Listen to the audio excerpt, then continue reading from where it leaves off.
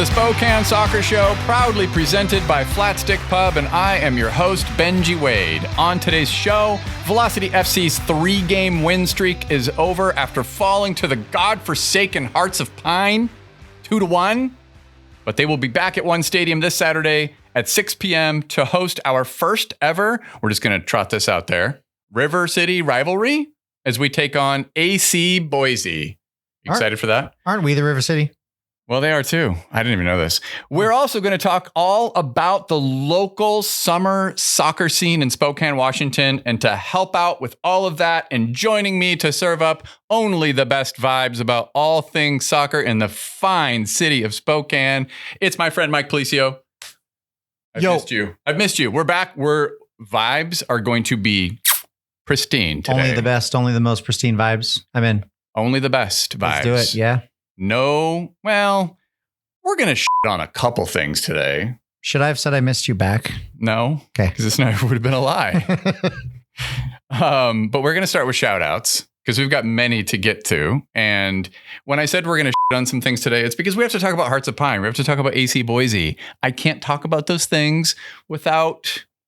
I save the best vibes about all things soccer in the fine city of Spokane that says nothing about outside of Spokane. Oh, okay. See? I like this. It's a fun game. I save the flamethrower for when talking about other markets now. Okay, let's get to some shout outs. First of all, yes, I have missed you. We've had a lot of conversations in the last couple of weeks, though, haven't we? Yeah, you call me every single day, first thing in the morning. I don't know why you have to out me like that. It's... Okay. Kind of personal and scary that you're telling everyone the truth, which is that I call you all the time to process the hard feelings that we've been trying to sort through lately. My wife would be outing us, and your wife too. So she would. Let's she just does. acknowledge it. In the comments, in the DMs, Megan would be letting me know. So would my wife, Ray. Yeah. So, all right. So there you go. Check this out. We're going to do this real quick. Bubble up. Nope, no bubbler. Still on Red Bull because... Shout out CC Villa, now former goalkeeper for Zephyr FC and bubbler athlete. I talked to her because she threw down some. Did you see this? She threw down some photos of some bubblers, and I was like, "How do I get in on bubbler?" I missed it, and I told her the backstory about how I discovered bubbler recently. Anyways, I'm back on my Red Bull, and yeah, we have chatted a lot lately. Yeah, that's okay though. That's what friends do. I'm told. That's what they do. We had a lot of stuff to try to work through. Sure did. But we're getting there. Still do. Let's be honest. Mm-hmm. Which is where we're going to kind of start, but we're going to do best vibes only today version of talking about Zephyr FC. Shout out Hope Heisey, goalkeeper of the year in the Gainbridge Super League.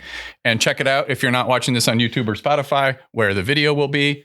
You can look behind me and see that I have hung the artwork, finally, at long last, the 2024 Spokane Soccer Show Player of the Year, Chelsea Lee. What a player. If you didn't get a chance to see Chelsea Lee play when she was playing at Gonzaga or for Spokane Shadow, I'm sorry. She's now playing in Liga MX Femenil for Club Leon with another former Gonzaga great, Marissa Garcia. Love it. Did you do a lot of coaching with Chelsea? No, she was, in the club while I was the director of coaching, but I never had her as like her head coach. Okay. Yeah. Just an absolutely incredible player. I'm so... Person too, and that matters big time. It does. Yeah. Her and her sister Kaya. Yeah. Her little brother Brady. Yeah. Yeah. So 2024 Spokane Soccer Show Player of the Year. And then to the right of that, we have our co-winners of the Spokane Soccer Show Players of the Year for 2025, Carlos Marancio and, of course, Hope Heisey. Hope was also named to All-League First Team, second year in a row. Back-to-back Goalkeeper of the Year, back-to-back First Team. Which is weird because they gave the Golden Glove thing for goals against average, which I think is a terrible metric for the best goalkeeper. Because you could have a really stingy team that doesn't have anything to do with the capabilities of the goalkeeper, right? Yeah, you could concede like 2 shots a game. Yeah, right? exactly. That said, you still deserve the recognition, I think. So I'm in support of them having both awards. Yeah, you know? And Kat Asman is a very capable goalkeeper. So shout out to her as well. All right. The thing is, I think Hope, I want to take your temperature on this, you don't know what I'm about to say, is one of the best goalkeepers in any American league. And I also think she was better in her second year than her first. I said this before and it maybe aged terribly, but I'm like, eventually she's not going to save our butts. And I thought you were going to say, eventually she's going to play in the NWSL or whatever. No, I might have said that too, but I did say like eventually she's going to not save our butts and she's going to make a mistake that leads to something, and it just never happened. So So true. Maybe she just is that good. Saved so many points. Again, just like the previous year, we don't sniff where we end up in the table and fighting for that playoff spot on the final day if we didn't have hope.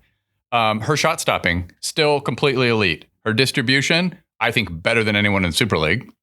And that includes the sweeper keeper who is playing for Jacksonville. She's very good too. And her leadership, excellent and still improving. So, which I think she demonstrated with some of her thoughtfulness that she expressed when she came on the Spokane Soccer Show. So shout out, Hope. We've said so much about you in the past. We will continue following your career wherever you end up. Shout out Emma Jaskinek, Reese Tappan, both voted all league second team. Your thoughts on them a little bit? Yeah, I love players that love Spokane and love representing the club. And Emma's first in the queue of many, many players that deserve to be in that queue between the two teams. But like very well deserved from Emma. She's worked her socks off every single game, every time she stepped on the field. And I think that getting some recognition for how big of a pain in the butt she is to play against is absolutely well deserved. And I think Reese, between her distribution out of the back, her difficult moments that we put her in, and she still comes out on top, her tactical flexibility, playing in a 3 or a 4, excelling regardless, whether she was a fullback, now as a center, but like that's all so impressive. So I think they both really deserve it. And honestly, I think they both could have been first team players, but the fact is second team is just fine. Recognition from your peers is about as good as it gets. So well done. Just total footballers. Yeah. The type of players where you could put them anywhere on the pitch, any position, and they're going to do a job and put in a shift, which is the type of players that I just tend to love.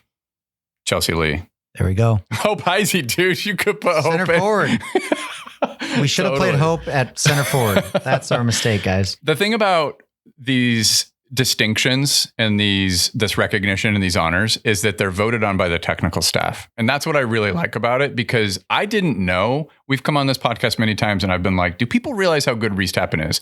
I feel like Emma was getting enough flowers from us and from the way that you could hear commentators talk about her play.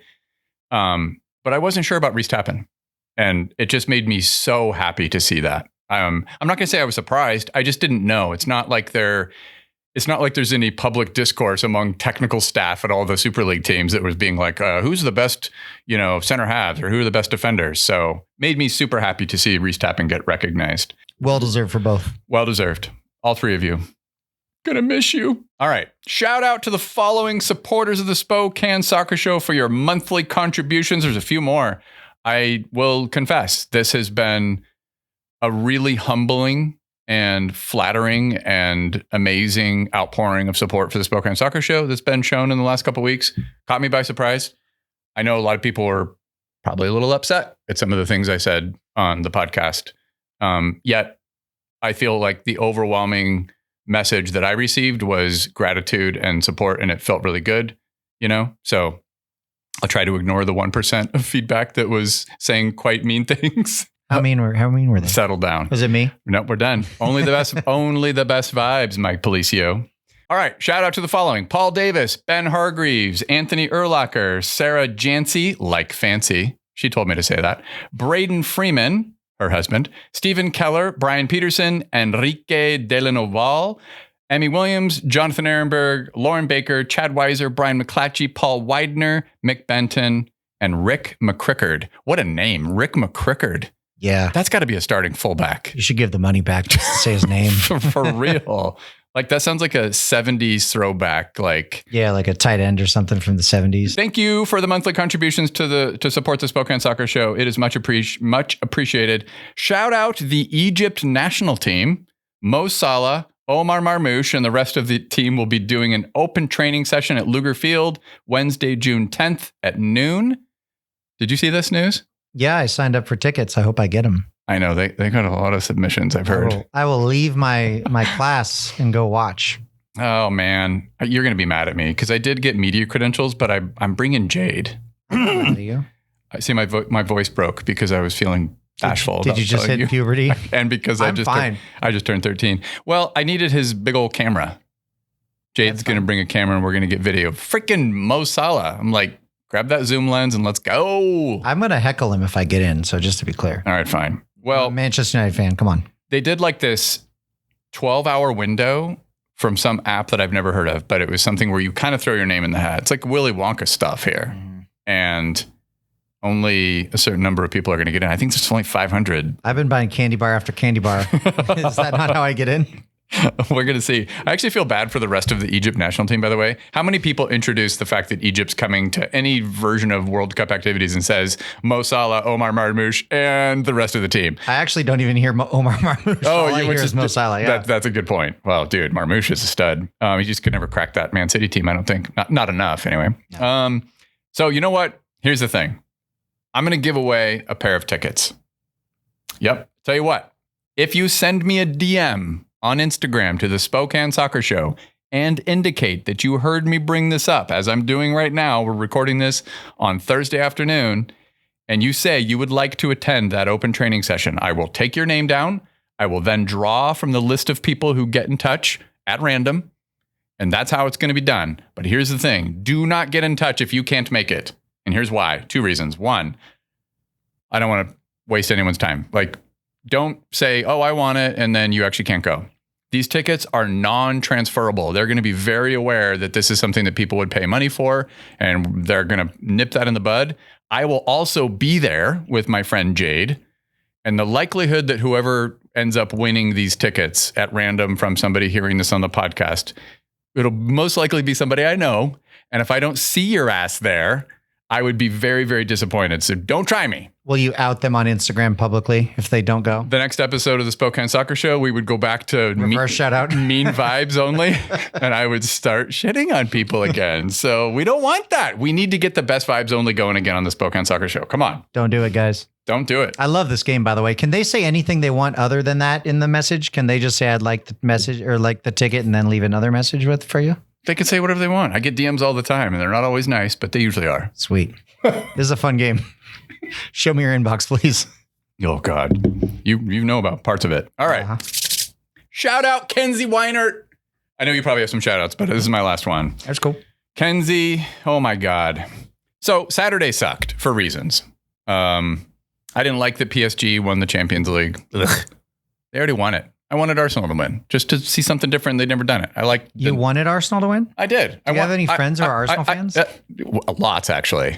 Not just Rattan. Don't you want them to be miserable like me?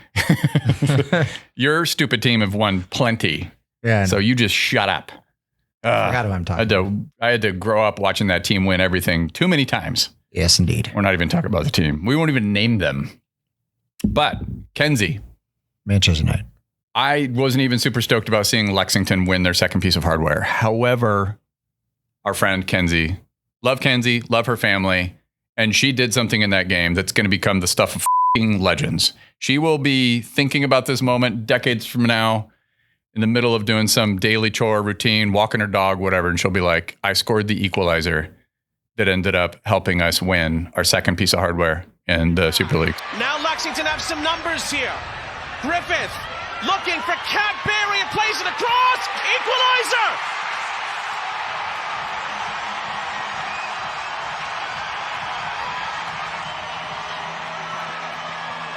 Lexington goes wild. Mackenzie Weinert on the doorstep levels the final and lifts the roof off the place. Sean, what a moment here for Lexington. It goes out wide to Sarah Griffith, playmaker all game tonight. Of course, Kat Berry gets the ball, no look pass, and Mackenzie Weiner comes in on the end of it. So well deserved, so well earned. Love her and her family, and it was a hell of a goal too. I was extremely happy for Kenzie. I was really happy when that happened. I thought she was going to get hurt. The way she was stretched out on that. Yeah. She got up in a hurry, grabbed that shirt, and was like, I did that. Yeah. Great Sally. Just one of those pure joy, a little bit of like, right? Just purging from deep within. Just energy. Do you have any shout outs, Mike? Yeah, I got a couple. So my first shout out is another Kenzie. Kenzie Bone. Hell yeah. Dr. Kenzie Bone is leaving Spokane with her experiences with Whitworth women's soccer and Spokane Shadow. Is she joining the Sounders? And a D license to join the Sounders is like their physical therapists. I just caught this and I wasn't sure what it was. I saw a Sounders logo and I saw Kenzie's face on Instagram right before we started recording. That was probably on my story. So yeah, I shouted her out because that's a really cool role, and she'll be working with the Youth Academy over there. Seattle Sounders Youth Academy is a wonderful organization, very much building people, not just soccer players. So she will be very much at home there and fit in fantastic. So amazing to her. Let's go, Kenzie. Yeah. So I wanted to shout her out. I wanted to shout out. Before you move on from Kenzie, Kenzie's one of the first people to ever reach out to the Spokane Soccer Show. She was doing some stuff at Whitworth at the time, I believe. Yeah. Yeah. And she was involved with the 7v7 thing that our friend Ryan Shelley got going with Jade. And a couple others that gave me all those Shadle Park shirts, which I still have, by the way. If anybody wants one of those old Shadle Park shirts that say Spokane Soccer Show on the front. Oh, I want one. I've got a box sitting over here. I'm going to take one now. Pause the podcast, guys. Yeah, this is what happens. I still have extra Spokane Soccer Show hats. I need to get swag. Anyway, shout out Kenzie. Second shout out also touches on Ryan Shelley. It is an effort from 90 Plus Project and Side by Side. Okay. Called the Community Cup. And it is on Friday, June 26th. Shout them out for inviting my impact players. It will be neurotypical and neurodivergent players playing side by side with one another. Of course. And it's just a 2-hour event at Dwight Merkel. I've sent out today to our impact guys who wants to go. We will be reaching out to Shadle Park Boys soccer players, the children in my house if they can go, which I don't think they can. But we will have them playing in the Community Cup. Unity's in all caps. That's why I keep saying it like that. And I think it's a really cool event. Anytime you can, offer the opportunity for neurotypical players and neurodivergent players to play together, just enjoy themselves, nothing on the line other than, having fun. I think it's awesome. So shout out to those guys. Shout out to those guys. If you haven't listened to the episode, it's been so long that I have a feeling a lot of people who are new to the Spokane Soccer Show or maybe weren't following it early on. April, I'm going to say, of 2024, Ryan, our friend Ryan Shelley, who is the community something director from Side by Side. It was an hour and a half conversation. That was a great episode. It was super fun. Yeah. I need to do some more of those. Yeah. You want to be part of those if we do them? If Ryan's on, I want nothing to do with it. All right. I see what you're doing here. Kenzie, by the way. Yeah. Also, didn't she text you about when Sam Mewis mentioned us on the women? That was her that pointed me to their mentioning of us. So. Which is, it's part of the women's game podcast, but it's called Best Vibes FC or something, which is like perfect. And that, which was with Becky Sauerbrunn. Yeah. And they shouted out the Spokane Soccer Show for the conversation that we had about Zephyr FC. So did we have a massive uptick in followers after that? Would you believe it? We did not. Although I do think it led to some people checking out. She linked directly in her show notes to the episode. So I noticed. I am not proud that that's the most popular episode by far in the history of the Spokane Soccer Show, is us reacting to the sad news of Zephyr FC collapsing. But anyways, it was Kenzie who sent you a note about that, hearing it on the podcast. Was definitely Kenzie Bone. Any other shout outs? Nope. Let's take a quick break. When we return, we're going to talk all about Velocity's trip to Portland, Maine last Saturday, and we're going to give a quick preview of the first ever, I think we're calling it this, River City Rivalry, River City Derby in Spokane. The Spokane Soccer Show is proudly presented by Flat Stick Pub. If you've accepted my challenge to take on strangers or make new friends by playing mini golf at Flat Stick, Mike, you've done that, haven't you? Didn't you do it? Make a new friend? Go in there and just like talk to somebody randomly and say, let's play some mini golf? I have not done that yet. I'm sorry. Okay, well, if you have accepted my challenge, well, maybe it's time now to step up and compete in the 2026 Flat Stick Open.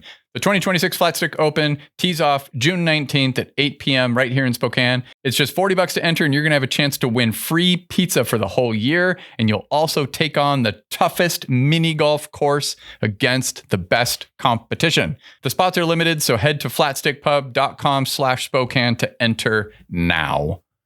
Now. You're not going to do it. I'm not doing it, guys.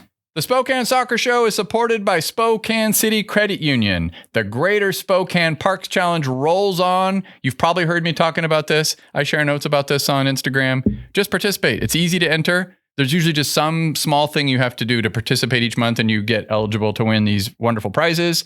So it rolls on for the month of June. It's time for a little hiking and biking for the main challenge. Upload a photo of yourself going on a hike or a bike ride in one of our parks for a chance to win Wild Walls ballet class for 2, including 2 1-week passes, or Fleet Feet outdoor swag bag. For the bonus challenge, upload a photo of yourself attending any event related to hiking and biking, like summer parkways. You ever do summer parkways? No. They shut down all the parks and they allow people to ride their bikes through these different places and stuff. It's really cool. Cool. Yeah.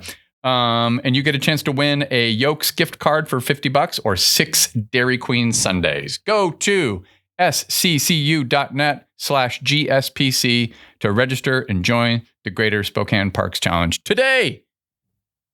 And finally, shout out Freeform Spaces and my good friend Fernando for supplying this studio with all this highly functional and gorgeous furniture.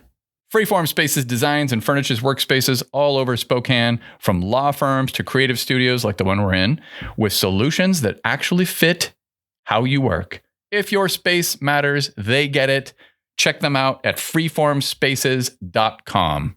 I'm going today. Go. I'm going. Leave. Get out of here. I'm going right now. I'm going to text Fernando. Podcast. You're on your way. Tell him I need a single stand-up desk that goes high and then it comes down. I need one of those. I tried that stuff before. I never stood up. Yeah, no. I get it. I'm aware of that. That's why it's got to go down. Yeah. The problem that I had, especially if I was editing, I used to think editing like video, editing film back in the day used to be a very physical process. It'd be like, there's some tape, there's some scissors involved, a lot of stitching stuff together. It was like a physical labor to edit film, right? So I was like, I'm going to try to make it like that because Walter Murch's book said you should try to make it an active process when you're editing. So I tried to stand up while editing. I just got super tired. My feet would hurt. My back would be sore because I love editing. Because you were old. Shut up. Ready to talk about soccer? Yeah. All right, here we go. Velocity FC 1, Portland Hearts of Pine 2. So, I talked about the context going into this game. Still kind of recovering from the sadness of what transpired recently in Spokane, Washington. And then PSG went and won the Champions League. Poor Gabriel. Why do people talk so much shit about Gabriel's missed pen? Eze's miss was ridiculous. Do you know what I'm talking about? Did you watch these? Yeah, no, I saw both misses. I mean, No. I think that most soccer purists like us, people that have cared about soccer for a long time, are really annoyed by all the stutters and stop starts. Hate it. That said, the research says that you're better off doing those things. Fine. Messes with the goalkeeper. Yeah, well, and it's not like Eze's missed a bunch of pens in his career, but still. The same way. Anyway, I'm still stuck between these stages of grief about Zephyr FC. Mostly sad, a little bit depression, still a little residual anger. So going into this, I was not in the mood for a watch party. This is probably one of those days where I called you and we had to like just do therapy together for an hour. Mm-hmm. I watched it at home with 2 kittens that we're fostering. Where were you for this game? Not in as You were in good of a Ellensburg, place weren't as you? Yeah, no. That sounds awesome. 2 kittens you're fostering. No, I'd love that. No, I was in Ellensburg. You were doing the training thing. Teaching a coaching course, teaching 2 grassroots courses. So I was absolutely knackered by the time that was finished. So I did check FOTMob and I gave like a good hearty fist pump in front of everyone. And then I said, velocity's up 1-0. And then I saw later, I was like, I just hoped so much. I was sitting in my basement. I was mowing the lawn and had the phone. I was listening to the broadcast from ESPN and losing battery really quickly because the ESPN app just devours battery. But I just was in a really crappy place. And I kind of needed like something good to happen. Then something good happened. And I was like, all right, I'm pulled in. I'm going to go lock in on my TV and watch this game after the goal. All right, well, let's just talk about the moments in the game. You ready?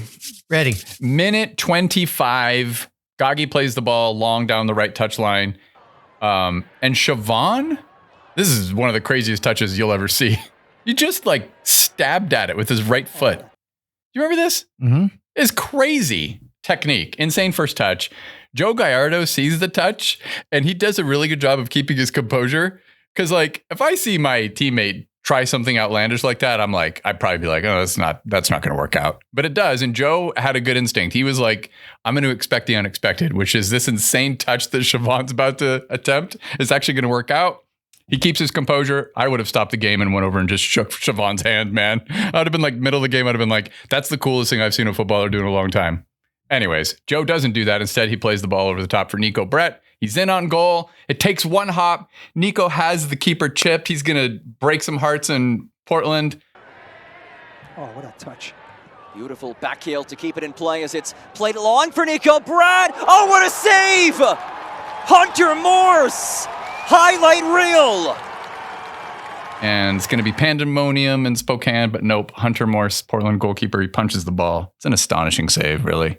It was a great save, and I think people forget just how much quality Nico has in a moment like that. Agree. I've tried that. It goes out for throw-ins. You know 100%. What I mean?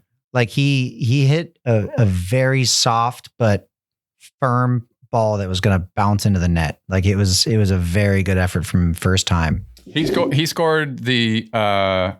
We were down, I think 2 or 3-0. This is also in Portland. Yeah, he has a banger. Oof, one of the best goals. Crushed it. Yeah, it was a sick goal. So he really likes playing there, apparently. Yeah. I also want to say about Hunter Morse, who made this outrageous save. He just had a very tough game against Corpus Christi. Corpus Christi just got their first win as a club. Saw that. Yeah. Was Eamon wearing his cashmere sweater? I didn't see him. I sent him a text. I did not see him do any post games or anything. I just caught clips from the game. There was a controversial handball in that game. I think I sent you a clip of that. You did. I didn't end up getting a chance to look at it. Yeah. For some reason, what happened was it was Breck Evans, who used to play for Eamon Zayed. In Northern Colorado? Playing for Hearts of Pine. Okay. So Hearts of Pine lose to Corpus Christi yesterday, right? And Hunter Morse had a pretty poor game, their keeper. But Breck Evans receives the ball accidentally. He's facing the goal. The ball's played in behind him and it hits somebody and deflects up onto his arm.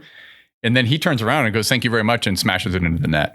So the guy who scored it? He technically controlled the ball with his arm, even though, and then that's definitely a handball. So I thought if it was inadvertent and you didn't know anything about it, that as long as it wasn't that touch, but even the touch that leads to a goal being scored it's not supposed to stand. I believe I'm not exactly sure, but I think if it's the player who scores it. He is the one who scored then you will be penalized for even a handball that's this. That's right. If it hits you. Yep. But that's what happened. Brian Mbumo handled it, and then Mason Mount scored. No. And they said Brian Mbumo, he can handle it all he wants. It went in off of Breck Evans' elbow. It drops to his side. He just, "Thank you very much," puts it in. I just think got to come back. I think they must have been unsighted. Anyways. Wait, you mean to tell me that a USL referee made a mistake? Jesus.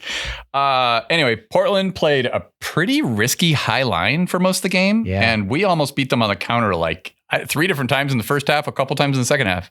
Yeah. Do you notice this? Yeah, of course. I mean, the Shavon was killing them, and then the whole idea behind a high line is that you are able to get pressure on the ball. Yeah. And I don't think they were able to get pressure on the ball a number of times. So I think we probably should have penalized them more than we did. I'm jumping ahead, but we should have won this game. Yeah. Minute 47, our friend Colin Fernandez with a long diagonal ball near the touchline on the right. Again, it's Joe Gallardo. It's a great ball from Colin. Joe controls it really nicely with his first touch, places a perfect cross for Shavon John-Brown, who drifted into the box right in front of the keeper. He's off balance, but gets his head on the ball, and it's in over Hunter Morse. And there's one. 1-0. This is where I'm going inside. I'm going to watch this game. Yeah, I wish that I wish you hadn't, I guess. But I love this from Shavon John-Brown because he makes his run. This is something I tell players. Mm-hmm. You make your initial run outside the posts. So he comes toward Joe, which means he's past the near post. Mm-hmm. Then he peels off. Drifts back. And when you make your run outside that near post, if the guy doesn't follow you, you played the ball there. But if he does follow you aggressively, you do exactly what Shavon did. You may be off balance like he was, but you'll still have a decent effort at goal if the ball's good, and the ball is perfect from Joe. You know what it reminds me of? Danny Masovsky's goal from Peter Kingston. Yeah, that's actually a good example too. Same thing. Lost the runner doing the same type of thing, and then the finish is easy when you put the ball in like that. Yeah, crazy. That's cool. That's a good example. So we go up into the half, up 1-0. I didn't think we'd get all 3 points with just a single goal. I had that note to myself. I was like, something's gonna happen, and then it does. Minute 62. All right, we gotta talk about this play, dude. I might spend more time talking about this bullshit than anything else that happened in this game, because this is such a League One moment. Ollie Wright, a player I admire a lot, tries to get on his bike while being defended by Simon Fitch. It's stupid, it's dangerous, it's reckless, it's all those things. But people who thought it was a foul, here's the thing. I probably was, but I think you needed Simon Fitch. You kind of needed him to embellish. I do think Ollie Wright's foot was so high, and I think it hit the back of Simon's shoulder, maybe even a little bit of his head, but it was kind of soft. you know? But I think Simon's got to be like, bro, because they don't call anything. I think it was dangerous. Did you think it was? I'm not even getting to the rest of the play, but just that moment. Fine. No, I didn't. You didn't think it was dangerous? I didn't watch it for it. I kind of watched it going like, whoa, okay, bike out of nowhere.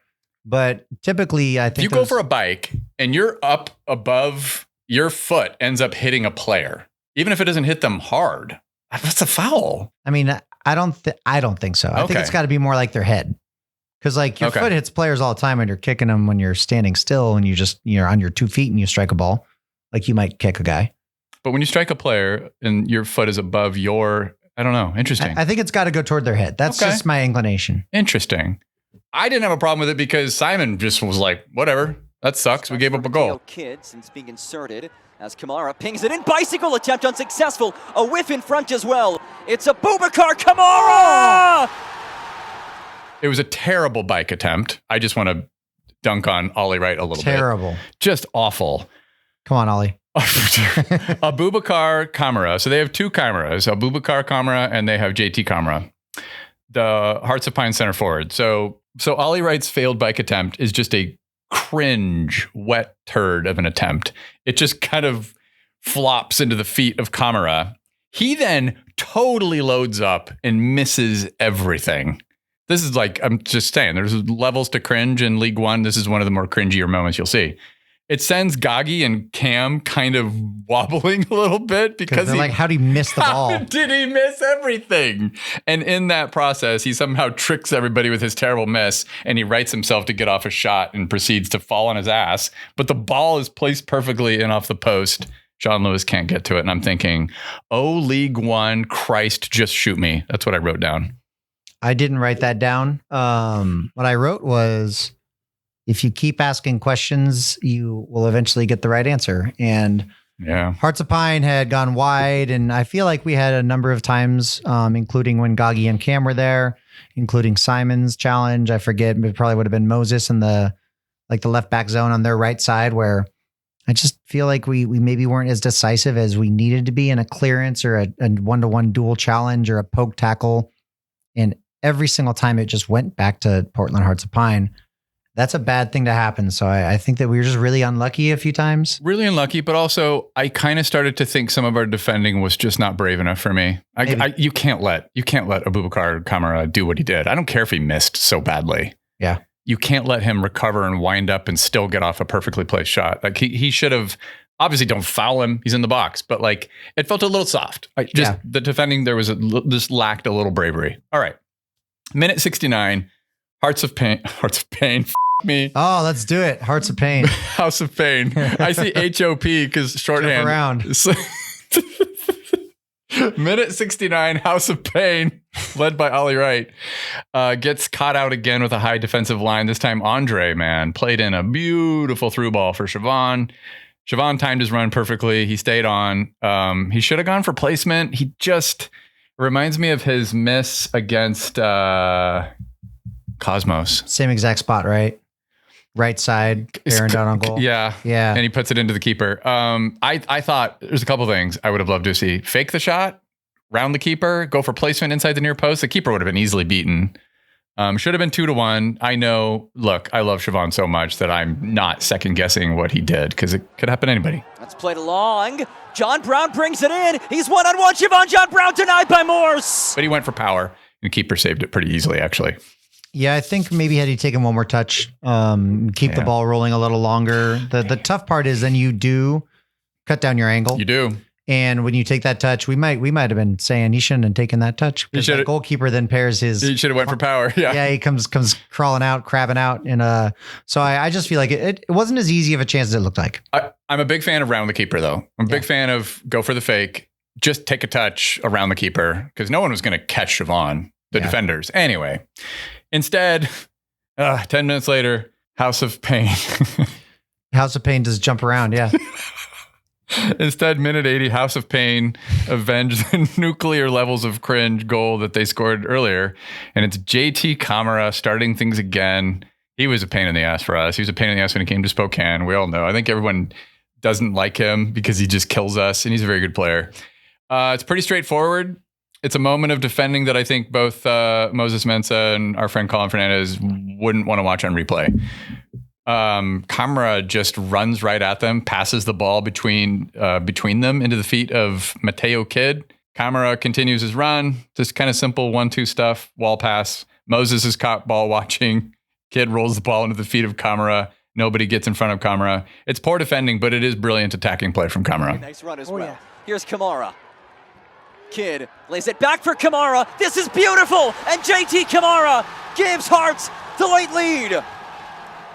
Yeah, it's good. I mean, it's a nice little goal. You can celebrate their attack, but I do think that, defensively, if we could have just taken Moses's pixel and like dropped it over like 1.5 yards, because then he shows him wide, which is where Colin was pointing. Yeah. And then when they do try to come that way, he does have that little poke with his front foot. I think that would have solved it, but that's why you put players in 1-on-1 or even 2v2 or whatever we're going to call it, double width positions where they have to be good every time. They got to make a decision. There's only 2 goals in this game for them, and this is one of them. Right? Talk to me about Colin pointing. What do you mean? I think Colin was... So I'm in 2 minds here, and that speaks to maybe the difficulty Portland attacks in these moments. So Colin pointed to Moses as in like, as if there were an overlapping attacker. I see. That Colin was saying, take that player and I'll jump over to pressure. But that's not what was happening because there wasn't an overlap. I think Colin was saying, shove him wide. I see. So he wanted Moses over by 1.5 yards, which would have meant that guy would have had to go around out wide. And if he would have tried, take it to the end line. Take it to the end line, that's fine. Okay. If he'd have tried that ball central, then Moses' right foot would have been just too much for him in a little poke, a big block, whatever it is. So I think that you ask those questions, you all the defenders have to be as confused for a quarter second, and that's what happened.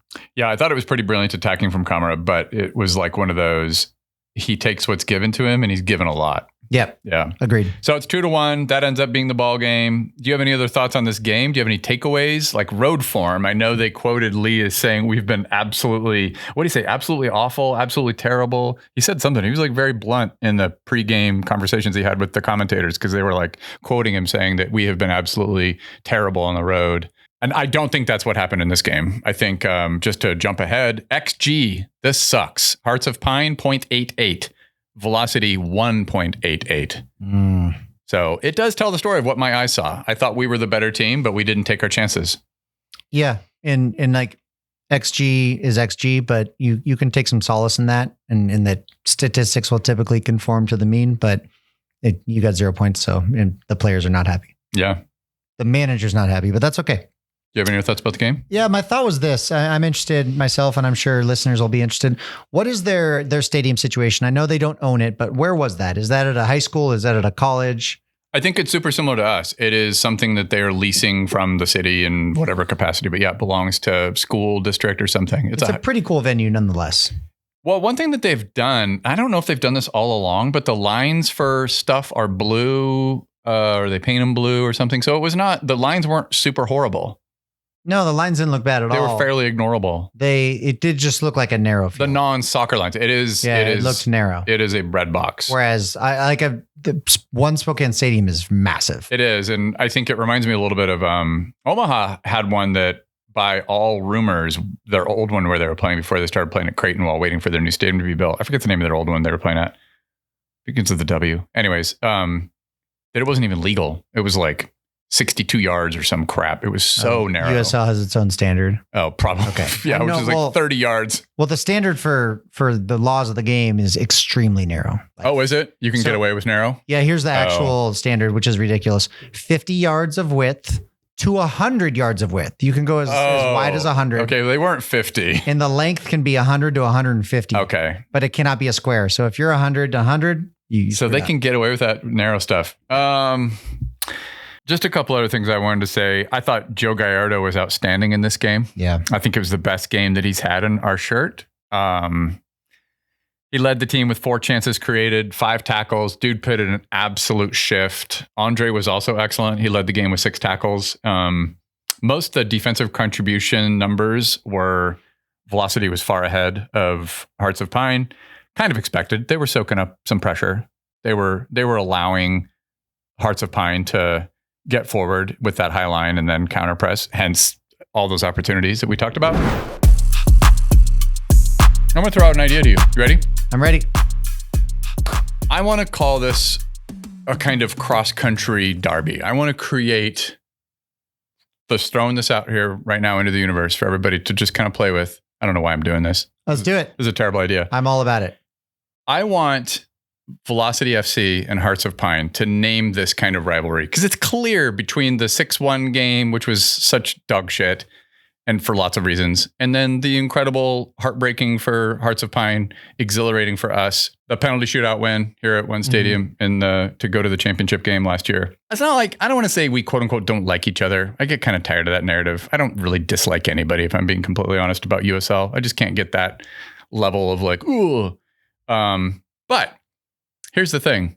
I want to call this rivalry the Pine Derby. Are you ready? I'm ready. Ponderosa pines in eastern Washington are significantly stouter, have thicker bark, and feature much longer needles than the eastern white pines found in Portland, Maine. The Pine Derby. Our pines are better than yours. Our pines are better than yours. Our pines are significantly stouter and they have thicker bark. While both trees can reach similar heights, ponderosas often reach 40 to 50 feet taller than their eastern cousins. The ponderosa and the white pine have also evolved completely different physical traits to survive their respective climates. Do you want to hear some of those traits, Mike? Do I have a choice? Nope. All right. Key visual and physical differences. Here we go. We talked about the average height. Ponderosas get up to 150 feet. The tallest eastern white pine you're going to see, House of Pain, it's 100 feet. Trunk diameter, maybe 3 feet for the white pine. 4 feet and beyond, notably thicker and stouter, according to research.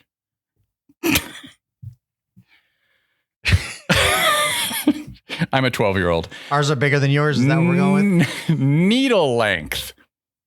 Eastern white pine, 3 to 5 inches, soft and flexible. This is research, folks. Can't shoot the messenger. Ponderosas, 5 to 10 inches, stiff and heavy. You should have warned me about that. This came directly from Google, dude. I didn't write any of this. You think I wrote this? Bark appearance. Eastern white pine, smooth, grayish green when young, darkens into deeply furrowed rectangular ridges with age. Ponderosas, thick puzzle-like plates that flake off, exposing a distinct, bright orange-brown or yellowish cinnamon color. Tree silhouette. The eastern pine is asymmetrical and feathery. Its branches are spread horizontally in distinct flat tiers. Not the ponderosa. It's columnar and rugged. Older trees feature a massive bare trunk with a high rounded crown. The Pine Derby. Our pines are better than yours, House of Pain. You could have warned me. I could have warned you. Yeah. It's Do you have not any in the thoughts, notes. Mike? I have absolutely. If this were a phone call, folks, I guarantee you I would hear a stream of some nonsense from this guy. But he just gets a little bashful when he gets on the old podcast. That is not true. None of that is true. I probably would have faked like I had another call and said I had to go. Here's the thing. I don't hate Hearts of Pine. I don't hate any of these clubs. I think it went from way too easy to love them to now probably way too easy to hate on them. Oh, yeah. Fantastic club. The envy of literally the entire USL among its professional teams, to be clear. All about the stories, the content, the vibes, and it's there to be replicated. What they're doing, how they're messaging themselves, not impossible to replicate. Be good storytellers. Find some narrative gravity in your community and put it out there for people. Connect with not just businesses and partnerships where your money's exchanged. Just go out and find stories, especially of people that really, really like soccer and really like Spokane. Okay. So again, I think this can be repeated in any market. It's not just us. And I'm not saying you'll have exactly the same success. I know that they have a lot of advantages, sure, but they still do the right things with their marketing and messages. So when you have disadvantages in a market and you do nothing or you do the wrong things, well, people don't go to your games or they've never heard of you. So let's do our part. Let's call this matchup the Pine Derby. We'll get Boise in on it too. You know why? Ponderosas are also native to Idaho. So you're in on this with us, AC Boise. Let's start the Pine Derby with Hearts of Pine. Whenever we play these northern teams, I want a northern kind of a community of soccer enthusiasts. And Is there any other teams up by the 49th parallel? no, not in League One. Yeah, all right. And very few in the championship. Yeah. You got Rhode Island. Okay. Anyway, Northern Derby, because Northern teams in USL, professional divisions, they're kind of unicorns. USL loves them some Florida swamp teams. And I do hate Florida. USL's headquartered in Florida, so there you go. Yeah, well, I hate Florida, so do the math on how you think I feel about the USL. All right, let's take one more break, and when we return, we're going to dive into all the summer soccer that's happening in Spokane in the coming months. The Spokane Soccer Show is proudly supported by Inland Imaging. When you need answers about your health, you want care you can trust. Inland Imaging has been serving the Inland Northwest for decades with radiology, MRI, CT scans, and much more. What started as a Spokane radiology practice has grown into one of the largest subspecialized imaging groups in the country, with more than 120 radiologists serving patients across Washington, Idaho, Oregon, and Montana. Local, trusted, and genuinely excellent. Learn more at inlandimaging.com. Shout out the great Dr. Brian Peterson, friend of the show. And finally, the Spokane Soccer Show is supported by my lovely family at Wildland Co-op. It's one of the most beautiful places in the entire Inland Northwest, and it's absolutely the cream of the crop for Green Bluff. Don't forget, head up to their tap room to enjoy a delicious beverage on their patio. Thursdays are neighbor nights, which means $1 off of all drinks and free popcorn. Today is Thursday, so I guess unless you're in the room next door eavesdropping on this podcast, be ready for their next Thursday event a week from now. To learn more or to be sure to keep up to date on what they're up to, head to wildland.coop or follow them on the gram. Mike, I am so thrilled for what we're about to do. What's that? Well, about a year and a half ago, before you were ever my permanent co-host on the Spokane Soccer Show, do you like how I just added the permanent part? Like permanent. I am chained to this freeform furniture. He's got a low jack around his ankles right now. And it's tied to an app that I have on my phone. It's true. Well, a long time ago, we'll say, on the Spokane Soccer Show, I remember one time in particular, and it was around this time of year because all the summer soccer starts up. I was like, covering Whitworth games. I was covering Gonzaga games. I was covering Eastern. I was talking about Spokane Shadow. I was talking about a lot of soccer that was happening in Spokane that's not professional soccer. And because I'm just one person, I didn't have you to help me out. And I just had this epiphany through this experience recently that I'm referencing of like, I have you who has knowledge about all these things and I have none. I'm not from here. I knew nothing about 90 plus. I knew nothing until I was a parent who had a kid playing in 90 plus. I knew nothing about Spokane Shadow and Spokane Sounders and that whole thing, which you and Jesse gave me that backstory and it was wonderful. I've been educated. I've tried to get Surf on here. I haven't had any success because I really want to talk to Shay. Shay, I almost want to subclip this and just send it directly to you. Come on, Shay. Shay, what are you doing? Let's bring Shay and our friend Julio Morales on the podcast and talk about Surf and what they're up to too and get their soccer story. And I just want to get some perspectives and some stories from people that are involved in local soccer at the club level, at college level. I really want to get Katie Benz. That's on me. I should have had Katie on here a long time ago. And we had many emails and texts where I was just like, yeah, it's going to happen. And then just life.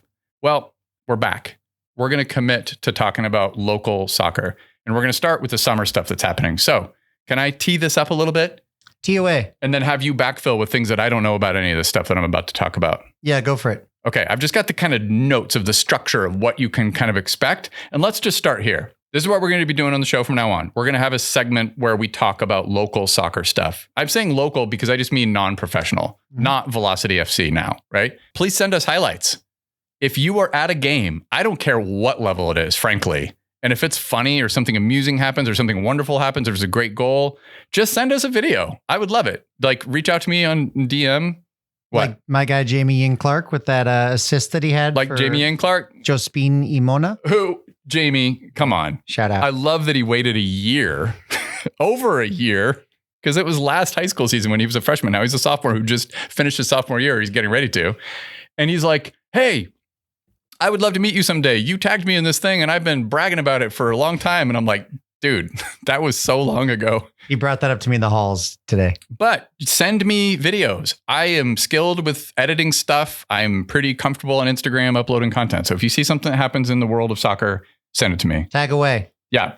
On the Spokane Soccer Show, professional soccer has been established. College soccer, WPSL, has been kind of hit or miss, intermittent. But I want to make a commitment to just covering non-professional soccer in Spokane. So here's what we're going to be doing. You can go to SpokaneSoccerShow.com/matches. Eventually, what I'm going to do is I'm going to ask you to subscribe, and then I can get you an email through a newsletter, like a mailing list that automatically sends you these updates of what's going on in our community for soccer on any given week. And that will include velocity games, but it will also include all these other games that are happening on any given match week for soccer games that you can attend, to be clear, right here in Spokane. Home games only. So like this is a much needed service in our community because I got it. When I want to go watch really anything, I got to go to 8 different websites to look at 8 different games. We're going to go over them all. Hey. And they're all on SpokaneSoccerShow.com/matches. Me and Mike are in the studio looking at a monitor that has them pulled up. It will include as follows: Cascadia Premier League, men and women, which currently includes Washington East Surf, shorthand We Surf, and Spokane Shadow. EPLWA, aka the Evergreen Premier League. I think they've farted around with having a Premier Division and a Championship Division, kind of similar to England, but it doesn't look like the Championship thing is happening right now. Is that true? I don't know that it is or isn't around now, but I was on their board when we did fart around with that. Okay. And yeah, I think they tried it last year. Okay. Currently, it doesn't look like there's any activity. Just the top division, I think. Just the top, which is called the Premier Evergreen Premier League. Currently just Surf. Used to be Shadow. Yes. Which is a sad story. We're not going to talk about that right now. Nope. Or we'll both start crying. Yes. Great friend of the pod, our pal, Jesse Rattan. Oh, yeah. He's putting on his suit of armor. He's only 39 years young. 38. I have to say 39 because it's just an inside thing. It's just 1 year, dude. It's 38. But yeah, Jesse's been an old man playing in those leagues for a long time. Yep. And he's playing right now. The tough part is them young kids can't hang with him. I know. Hey, listen, young kids, until you're better than our friend Jesse Rattan, tough luck. But yeah, he is playing with the surf team in EPLWA. Those games will be featured on this page. WPSL, aka the Women's Premier Soccer League, Spokane Shadow.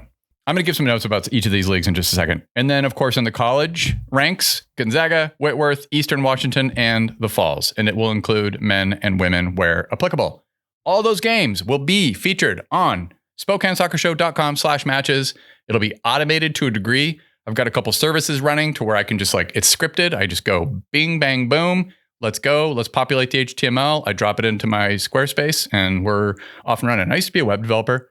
And they have all these new tools, LLMs and so forth, where you can kind of create scripts and prompts to just automate this stuff. So it isn't a crazy amount of work. I do tweak it, and I want to have the ability to write some match notes and have featured matches. Featured matches, I have this idea that I've run past Mike, would be, you might see us at those games. Maybe that's what that means. Or maybe we put a highlight on one where we intend to go. Because we don't just go to Velocity and previously Zephyr games. You and I have gone to all manner of things. I go to so many soccer games, it's unruly. Yeah. And I want to be part of those too. Cause the thing I was telling my wife this the other day, I was like, even 90 plus, when my kid was like 8 years old, something just happens to my brain. I just become a different being. 2 teams kicking a ball and I'm just like locked in. I don't care what age. I don't care what skill level. I'm just like, I'm in. I'm happy on a soccer field. Seriously. Yeah. I'm happy watching people play soccer. All right, let's go over some of these leagues. Ready? Okay. WPSL. Women's Premier Soccer League, where only Spokane Shadow currently in this market play. One of the largest women's soccer leagues in the world, featuring more than 140 clubs across the United States. The beloved Spokane Shadow women's WPSL team narrowly lost the championship final game against California Storm, which is a big old club. That team that had Chelsea Lee, had Mercy Garcia, had Kaya Lee, Chelsea's little sister, who's also a fantastic soccer player. Michaela Werner. I could go on. So many great local soccer players were on that team. I believe it was the Western Conference final. Oh, yeah, you're right. Sorry. That's what I meant. Go to the Final Four. That's right. If they had won that, they would have flown to Texas, I think. Yeah. You're right. Sorry. They almost won the Western final. But that team was so great. It was such competitive soccer. I loved watching it. And that's what WPSL is. All right. Evergreen Premier League. We talked about this. State's top amateur men's soccer competition. It's certainly going to bill itself as such. League Two, maybe. It might have been certainly League Two is higher. NPSL and UPSL would have in the past had something to say about it. NPSL is not active in this environment. Yeah, okay. Though EPLWA is a very good level of amateur soccer that is controlled by a state-run organization, and it has standards that compete with the national standards, no problems. Okay. It's an impressive league. Okay. Currently 11 clubs from across the state, including our Spokane area We Surf SC, which we just mentioned, where our friend Jesse is currently suiting up to play. Cascadia Premier League, a regional amateur competition featuring men's and women's divisions with clubs from Eastern Washington, Idaho, Oregon, and British Columbia. Spokane Shadow and We Surf, both field teams in the league, which creates local rivalries, provides meaningful competition for current college players, former pros, and top local talent. And yes, has a men's and women's shadow and surf team. NCAA Division I soccer includes Gonzaga and Eastern Washington University, and they represent the Spokane region at the Division I, the highest level. Beginning in 2026, which is this year, Gonzaga is going to compete as a member of the rebuilt Pac-12 conference, so watch out for that. Hey, WSU. Yeah? Yeah, right? Yeah. Yeah. While Eastern does not have a men's team. Oh, correct. Good call. Eastern is women's only, and they compete in the Big Sky Conference. Together, they compete among more than 200 Division I men's and women's soccer programs nationwide, a level that serves as a major pathway to professional and international soccer. Some of these notes that just came from Googling are so silly. Sure. Whitworth competes in Division III, which includes more than 400 colleges and universities across the country. While Division III does not offer athletic scholarships, it remains highly competitive, is known for balancing high-level athletics and academics. Probably goes without saying. And then the NWAC, Spokane Falls Community College, competes in that conference. NWAC, one of the premier community college athletic associations in the Western U.S., that includes dozens of men's and women's programs throughout Washington, Oregon, Idaho, and British Columbia, and serves as an important pathway to four-year colleges and universities. Okay, so do you want to go over what's happening this week, and then we can wrap this up and get out of here? Let's do it. Let's serve up all the games that are happening this week in Spokane, meaning you can attend in person. They're all home games. All right, first up, professional soccer, and it's our featured game. It's not always going to be the professional game that's our featured game, but this one's a derby. It's Velocity FC versus Boise. You gotta go to this one. The River City Rivalry. Yeah, the River City Rivalry. You gotta be there. They have the Boise River. We have the Spokane River. It just makes sense. I kind of wanted to see if we could do the Pine Derby thing with them as the two teams that have Ponderosas. Kind of turns out that Boise itself doesn't really have a lot of Ponderosas directly in its city like we do. There's Ponderosas everywhere in Spokane.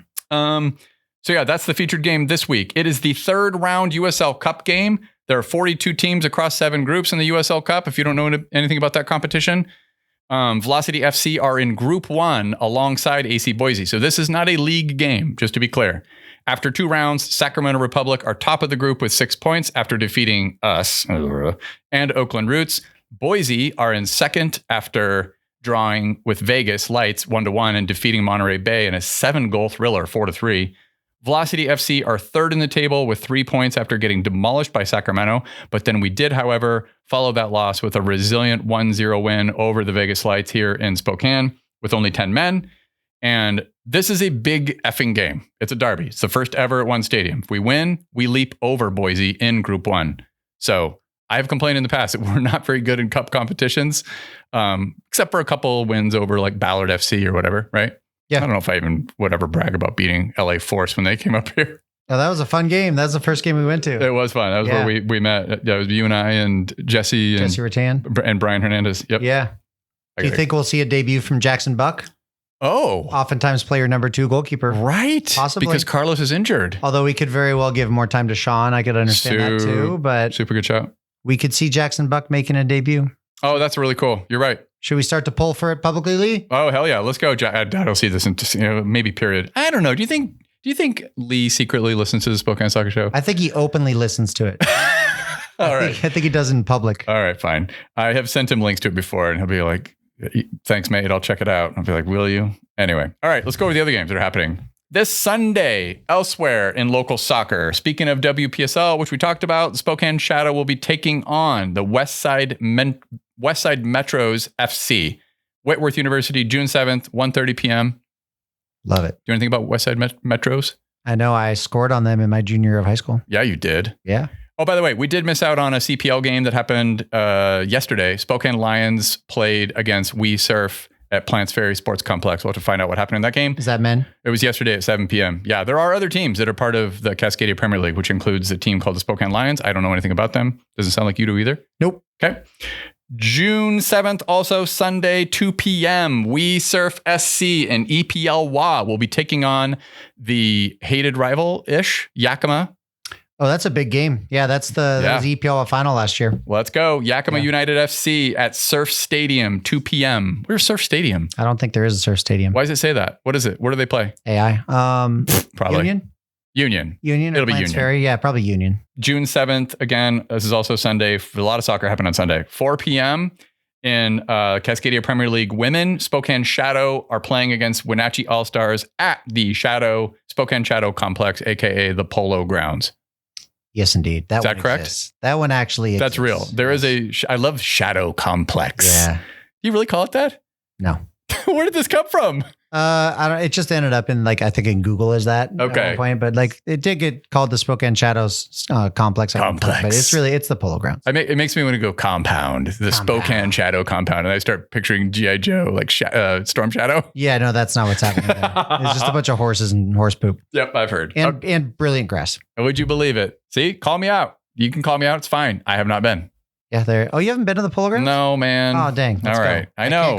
I can't go this Sunday. This is why we have this segment. We're going to remedy the fact that I haven't been to some of these things. Cool. And the fact that I'm calling something Surf Stadium that does not exist.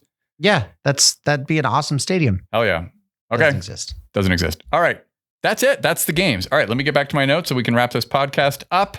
Oh, also, Washington State Super Cup semifinal is this Saturday. How could you forget that? Mike knew nothing about this, but shout out our friend Scott Linklater. He posted this to the South Hill FC Facebook group. 1 p.m. This is at Union Stadium on Saturday.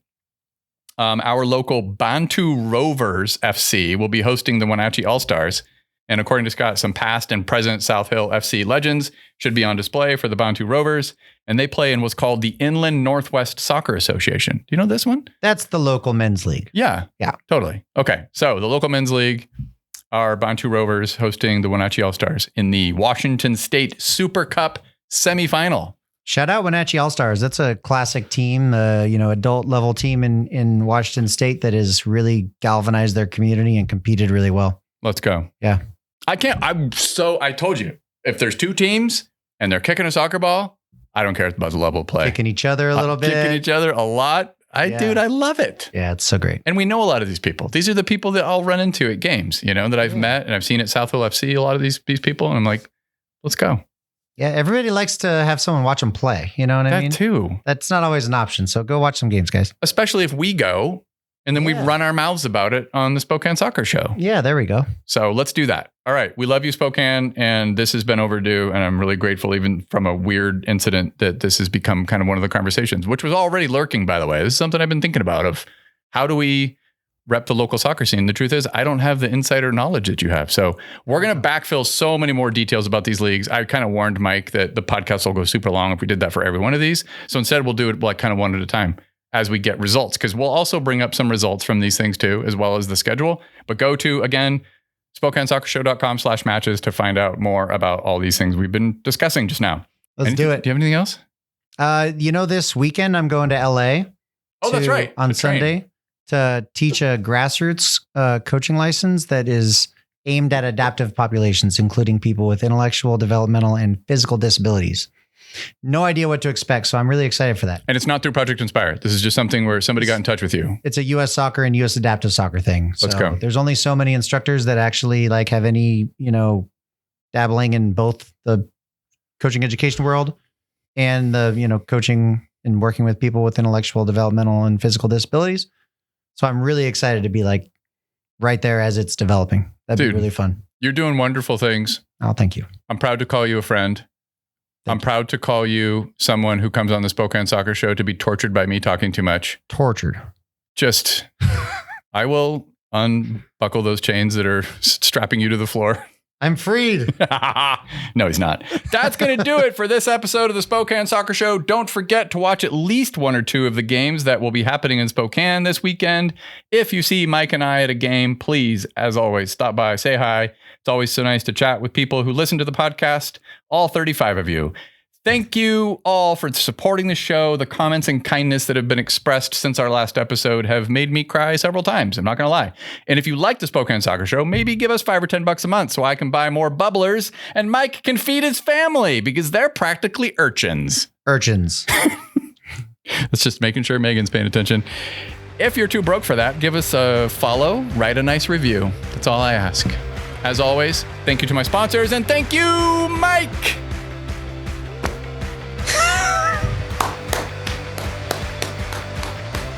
Free Mike Policio.